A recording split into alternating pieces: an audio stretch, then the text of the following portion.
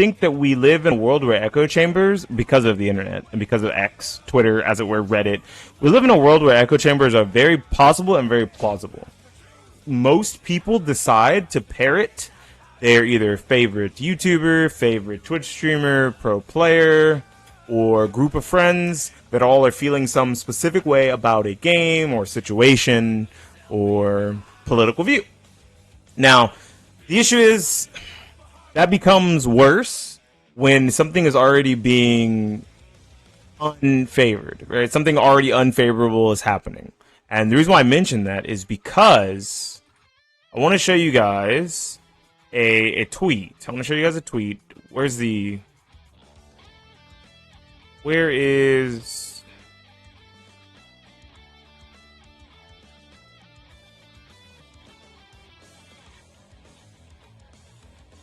Where is it at? There's a specific... I'm looking for a certain quote tweet. Here it is. Okay, so I found the original tweet, which we'll look at first.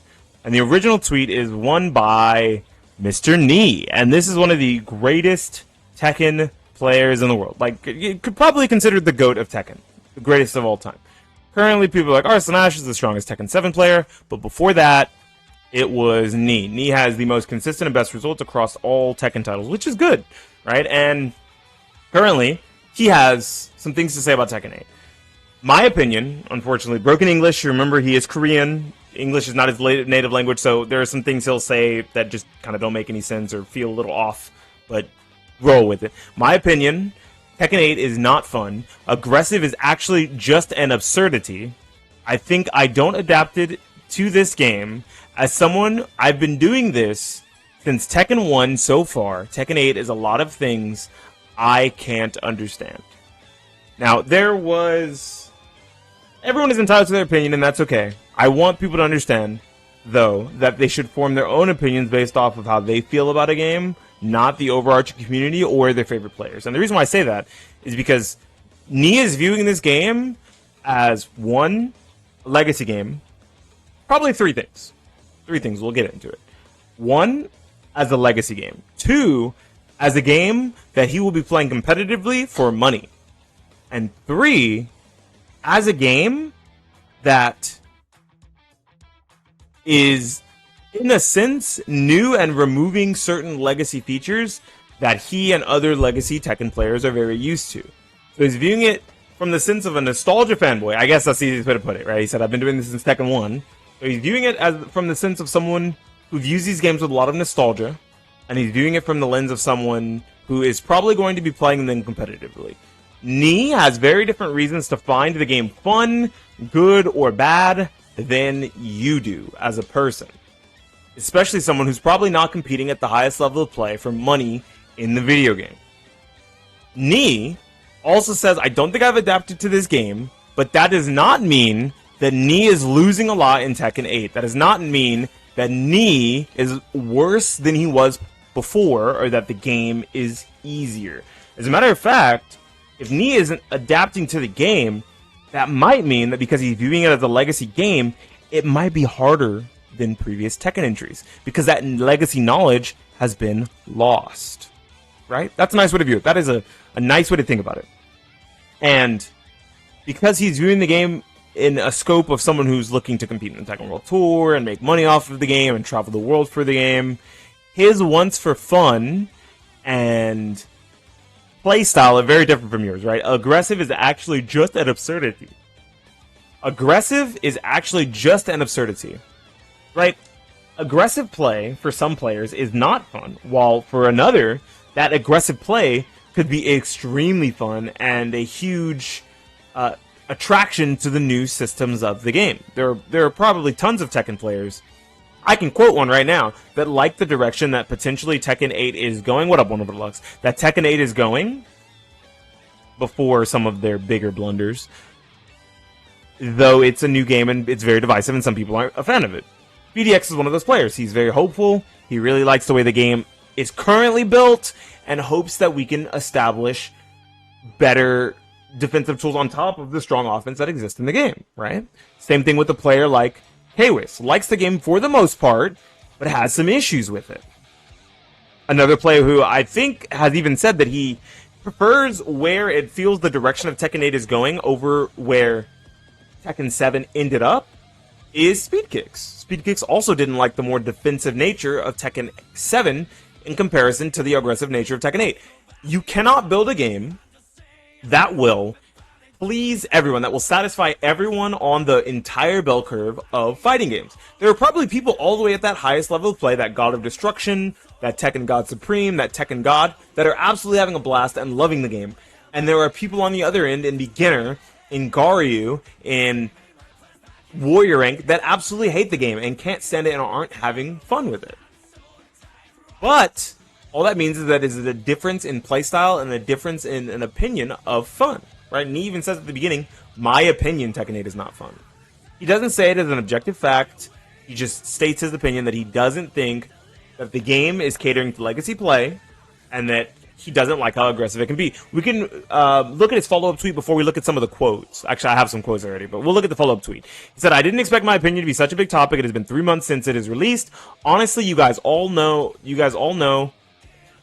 found out depths of Tekken 8. I think Tekken 8 made to learn quickly. This means something different from beating your opponent. The reason I had said it wasn't fun was when I realized that the legacy knowledge and strategies I learned from playing Tekken for a long time weren't working.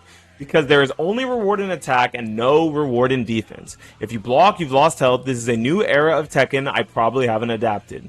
But this is the trend of gaming these days. Maybe I'm just an old person. Someone will like it. Some will like it, some won't. I think it's very hard to make a game that satisfies everyone, which I just said. Wow, knee spitting.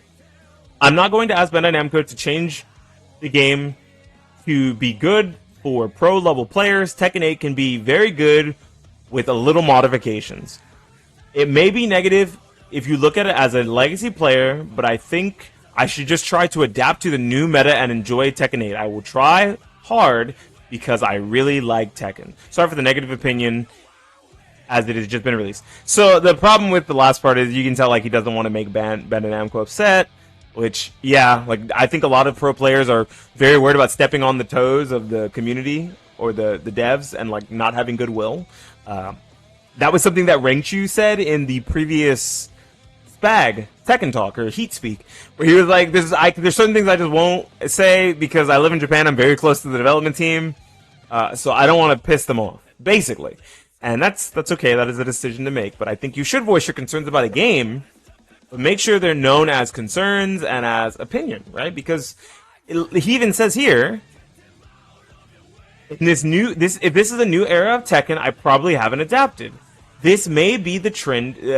This may be the trend of gaming these days. Some will like it, some won't. It is very hard to make a game that satisfies everyone. So, if you view it from the lens of a legacy player, maybe there will be more issues with the game. Rengchu lives in Japan? Yeah. Apparently he's Korean but lives in Japan now. I didn't know that. I only found out on the Heat Speak. I had no idea. So, in a sense, he just wants everyone to understand that the game is new and it's different, and right now he's not finding fun in it. It's 3 months in. But it could be fun. This is a new system, and there's new things to delve into, and the legacy things are no longer working. Which, if the Bandai Namco team sees this part, they're fucking screaming at the top of their lungs, like, let's fucking go! We did it! Let's go! We removed legacy skill! Fuck yeah! That's kind of the sense of what you could feel they were attempting to do with the game. And if that was the ploy all along, if that was the tactic, then they have succeeded, which is good, because it lets people into the door that are new and don't have all that legacy knowledge. But the best players in the game will eventually figure it out and still become the best players in the game, or at least close to, right? I don't expect to not see Nii in top 16 of Tekken 8 for Evo Japan next weekend. I don't expect that. Same thing with Arsenal. Arsenal was like, oh my gosh, this game is so bad. I can't wait to win so I can talk about how bad this game is. Probably a worse way to say it than Nii did, but once again, voicing concern with the game. And two of the best players in the world voicing negative concern for the game really sucks when you are in tune with the competitive scene and you parrot the community sentiment, which will now be Tekken 8 sucks, Tekken 8's bad, Tekken 8's not fun. When there are probably a large amount of people that don't keep in tune with any of these things and are having a blast with the game. I want to look at some of the quote tweets from this post. So, the first one I saw that I thought was really cool was Rips. Rips says, Tekken 8 is different. similar to how Tekken 4 was different and similarly divisive. If it changes drastically, it will not be Tekken 8 anymore. I think the game should be Tekken 8 rather than become something else. And I think that's what Nee says here, and Nee kind of says that here as well.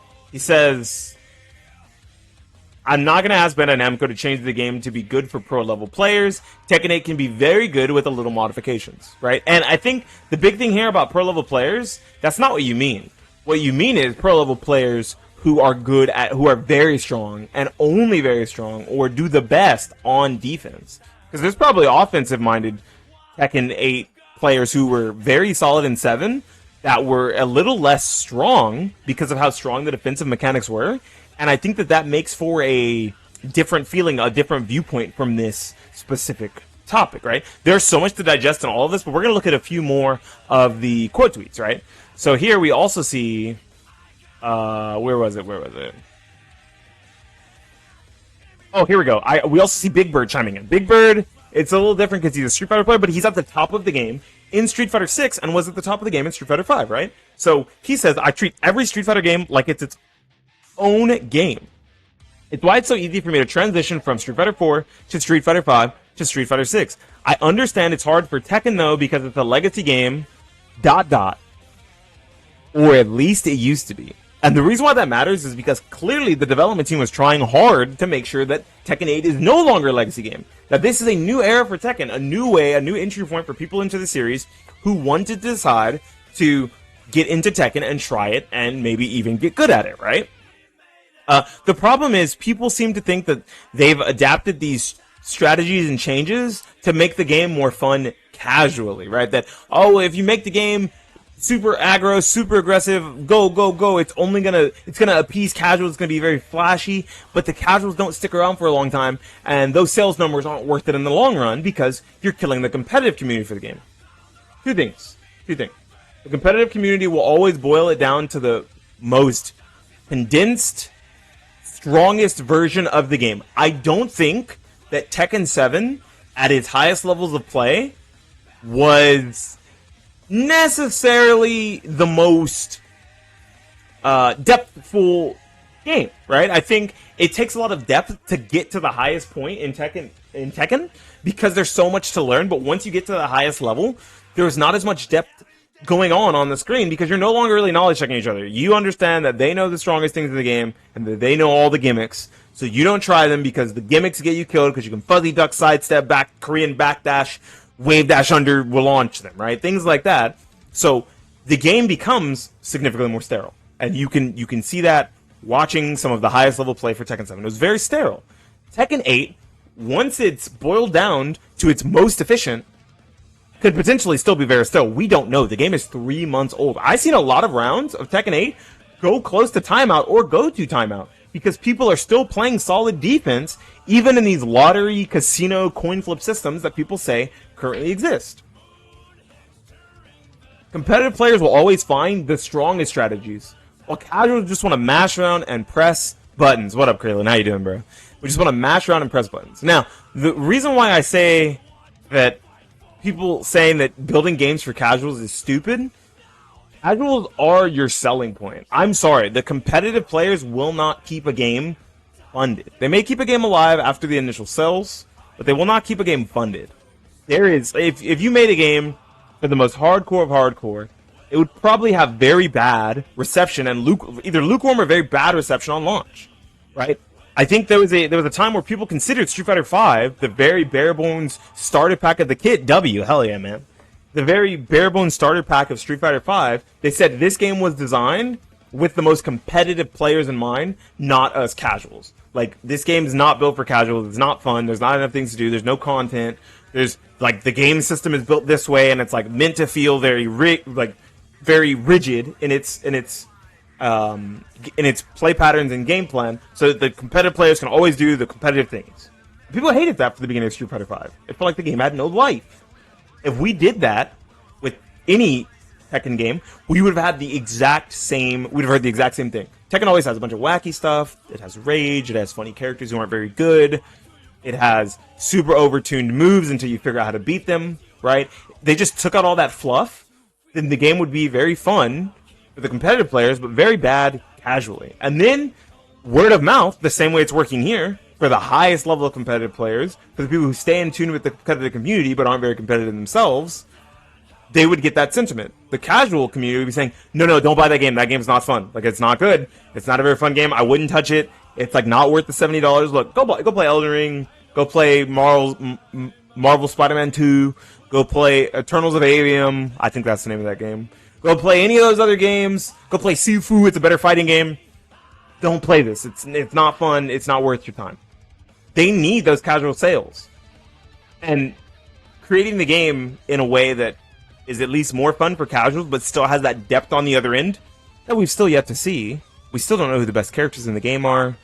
Tiers are still shifting. We still don't know what the full best strategies in the game when it comes to buttons and mechanics are. It's still shifting. We don't know those things. There are things that are clearly overtuned, right? Why the fuck does Heat Burst track sidestep? Why does Heat Burst have phantom range out the fucking wazoo? Why is it plus on block and on hit? Some of these things don't make any sense, and they are a little overtuned, right? But I think that those are the things that should be boiled down, right? We should talk about the explicit problems with the game instead of just outright saying, as Arslan Ash, I can't wait to win so I can talk about how bad this game is. Or, Ni, in my opinion, Tekken 8 is not fun, right? You've really got to boil it down better because otherwise you end up with a bunch of idiots, unfortunately, who parrot the top-level players and immediately have problems with it, right? Let's look at another person. This is Party Wolf, one of the strongest players in Soul Calibur. Moved over to Tekken 8, is doing very well, made top 8 at some of the smaller, like, online tournaments, which I think is pretty cool. Shout out to Party Wolf for that. I think we may have reached the point where Tekken is no longer a game about legacy skill. Everyone has given strong tools, and no region is getting a head start. I'm interested to see the results of EVO Japan. Okay. I understand this very well. Alex Vaya, another legend of the scene. I understand this very well. Legacy skills are challenged with robust mechanics. Street Fighter goes through this with every new iteration. As a legacy player, you can't help but dial your skills after the opponent activates the pressure mechanic into mix-ups. I think Ni will be fine. It's just good to vent frustrations. The greats always adapt. I love this. I love this right here. I love this. You have no idea what you're talking about. Someone telling Alex by Mr. Street Fighter, by the way, you have no idea what you're talking about. That actually fries my brain. That actually fries my brain. So Twitter is literally brain rot. Holy shit. I do understand. I like what Vaya said. Mad respect for not, like, immediately roasting this guy into the ground. If you don't know... If I don't know what I'm talking about and nobody would care to reply or take this discussion seriously, might want to research the people you're replying to next time. You're like, hey man, look, I don't know you and you don't know me, but you should probably know me. Step your game up, kid, before you come fuck with me again. I love that. I'm not mad at Vlad. Holy fuck. And look, 15 people? Holy shit. Someone said... whining little brat, step up and adapt, question mark, I don't play, bro. Holy shit. Twitter is actually brain rot. I wonder, there's probably some other really good takes in here from, I'm looking for, like, notable players. I'm not looking for, like, my friends, like Storia, Amy, they've commented on it, but I really just want to look at, like, notable players. Lotus. Okay. Lotus Asakura is more of a content creator than a player, but I want to show this real quick. Twitter, the home of shitty opinions. I want to show this real quick, and then boil down to order. Actually, we'll look at Run It Blacks. Okay. Too much to list off gameplay-wise, but I disagree with Ni. I've been watching him play since the start. He hasn't adapted to the game yet. Much to learn still. If we revert Tekken back to anything Tekken 7 was, I'll for sure be done playing. Tekken 7 was/is trash. And if you tell me that Run It Black is bad at Tekken, you are brain dead. You have Twitter brain rot and don't know what the fuck you're talking about. This is one of the best players in A, and he's saying, I think Tekken 7 was and is trash. Get that shit out of my face. I want to play Tekken 8. I'm enjoying this game more. It's personal opinion. It's okay. It's okay to agree or disagree with your favorite players. I think that where Tekken 8 is at right now, in comparison to 7, is a better base package. It's a better base package. It's got some shit to work on. I think it's an overall better baseline package when it comes to a well-rounded game that suits defensive and offensive players. Because my god, Tekken 7 and Tekken Tag 2 to this degree did not suit aggressive players. They just didn't.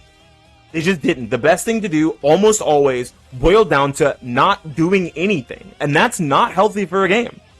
It's not a good thing. It's actually very bad. And that's why I really didn't jive with Tekken 7 for the most part. That was my issue. Run It Black clearly believes the same thing, and even to a degree Speed Kicks. Speed Kicks was like, it became this RPS of, do I try to Korean backdash, do I try to sidestep, do I try to duck, or do I just sit here and block and do nothing for a long time? I can block it out, and there's no recourse, there's no punishment for just blocking in Tekken 7. Because you would take the small pieces of chip damage from the lows, and by chip damage, I mean lows, like you would do your Korean backdashes, you would do your side steps, and you would eat a bunch of lows, never mids, or almost never mids, because you're Korean backdashing. You would take those, you would create yourself an opening, you would get a counter hit 4, and you would deal 70% when all they did was chip you out with lows for like 30 or 40%. And that's not healthy. And then on a stage with walls, you would get them to the wall, and then run your one-time Oki, one-time offense at the wall, and if you guessed right, they lost. The game was over.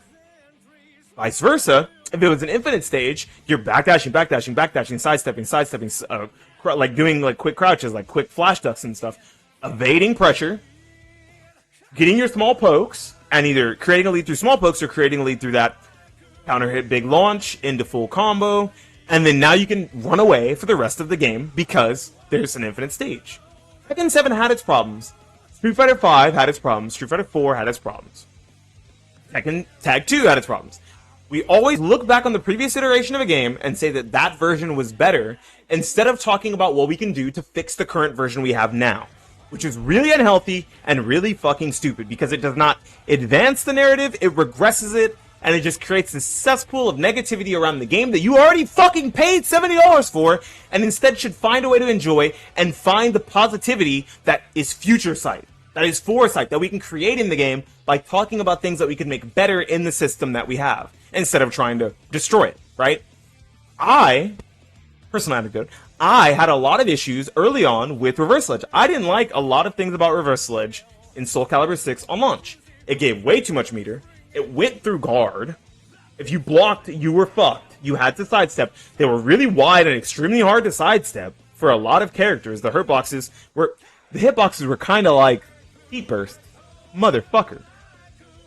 Those things were all issues. I complained about them constantly. Shoutouts to Okubo, one of the creative directors for Soul Calibur 6, for not unfollowing me on Twitter because I cried so much. I complained so much about those mechanics.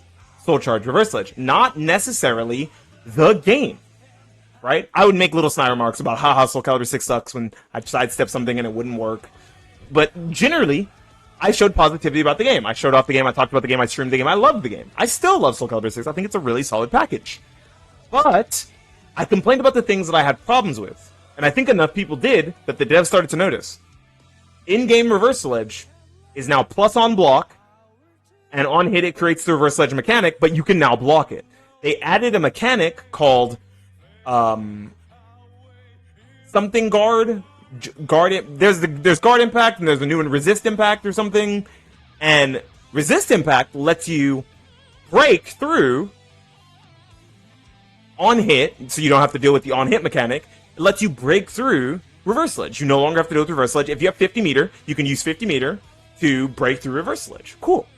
They shrunk all of the hitboxes of Reverse Ledge so that you could sidestep them more efficiently, unless your name is Nightmare or Keelik. They still have really wide ones, and they also made it so generally they build less meter.